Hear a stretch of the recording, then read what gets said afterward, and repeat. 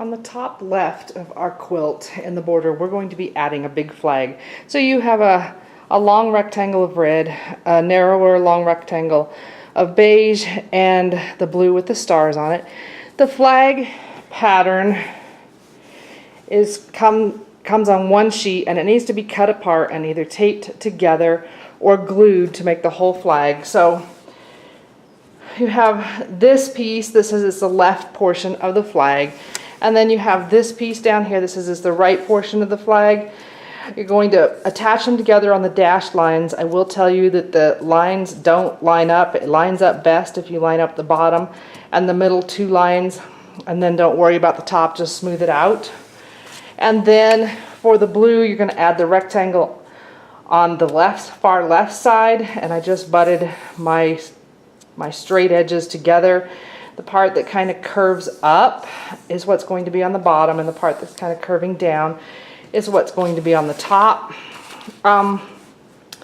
This pattern is printed very light, so I actually finally had to come in with a pen and darken some of the lines. Once I had it all glued or taped together, then I pinned it in place on the border where I wanted it, because it's such a big piece.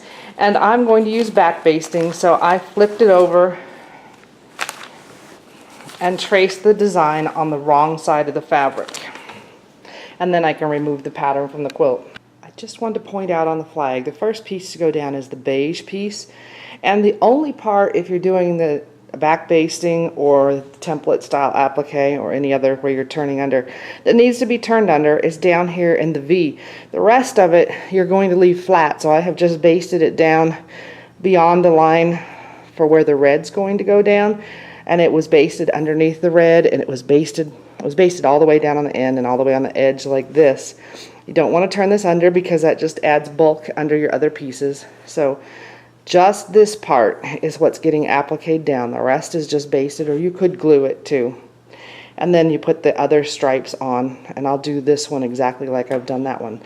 This one, the only part that's not turned under is all the way on the end down here, because that's going to go under our blues with stars. In your kit this month, there are 7 green rectangles and 2 long strips of green.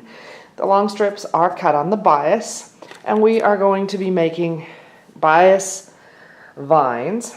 And to do that, we're going to use the Clover Bias tape maker. When you're using the bias tape maker, you want your bias strips to be cut twice as wide as the size of bias tape that the maker makes. This one makes 3/8 inch, and that's what the pattern is recommending. So my bias strips will need to be trimmed down to 3/4 of an inch wide. I'm not going to video the whole process of trimming this. Your strips are cut 1 inch wide, just because I didn't want to be responsible for how straight they were. The nice thing about it is that I cut them out of a long piece of fabric, so you're not going to need to piece your strips. We have 2 different vines on the quilt, and your strips should be long enough to make those vines. So this is bias, so I may need to move the ruler around a little bit to keep following the edge, but I just want it 3/4 of an inch wide. Your bias strip will probably have selvage on at least one end, possibly both. Go ahead and cut it off, because it would be hard to run through the bias tape maker. I do leave the end at an angle because that's easier to thread into the bias tape maker. The bias tape makers are actually made so you can run a strip of fusible in here. I rarely do that, and I won't be today. This is where the right side of my fabric needs to show, in this slot on this side. So I'm going to thread my fabric into the bias tape maker. And it is unlikely that you will be able to get it all the way through just pushing it. So a pin in the slot to go ahead and pull it through until you start seeing your tip on the other end. So now I need a hot iron, and I'm just going to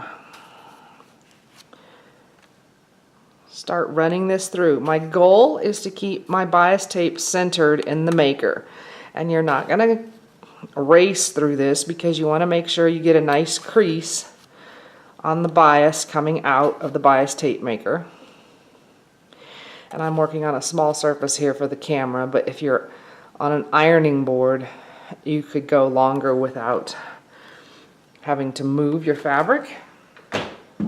Once I get this going, I really want to let it cool the way it's pressed. But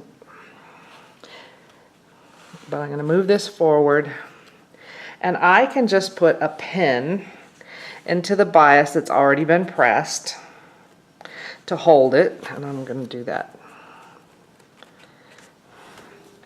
And then I just keep going the whole length of the bias. Again, it's important to keep your fabric that's going in centered in the bias tape maker the best you can. And we're not racing. The iron can go right up against the tip of the bias tape maker because it's metal. And you'll just keep going until you get your whole piece pressed, and you'll need to do that for both vines. Much as I hated to give up the mystery early, you do have the picture of the finished quilt in your kit this month because there was no other visual on how to add your vines. I like to use this flexible rule when I'm doing vines because I can shape it to the shape I want my vines to be, and then I can just mark it. I'm using a friction pin, and I'm just going to mark on one side. Now, I will warn you that a friction pin, while it disappears with heat, will come back if it gets below 14 degrees. I'm going to be covering this line. I'm only marking one side, not both. And then I will position my bias there.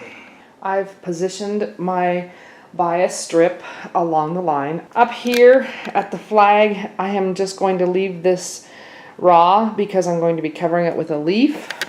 And down at the bottom, I've left the extra hanging off. I will need to turn under that end because it's the base of the vine.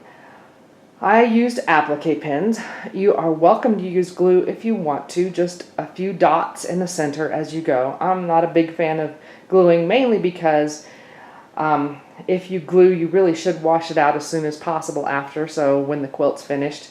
And I like my quilts to look new as long as possible, so if you're a fan of the antique look, then glue might be for you. From the 7 green rectangles, you're going to use the 7 templates that are in your pattern and cut one of each template from your green rectangles, which means you get 49 leaves.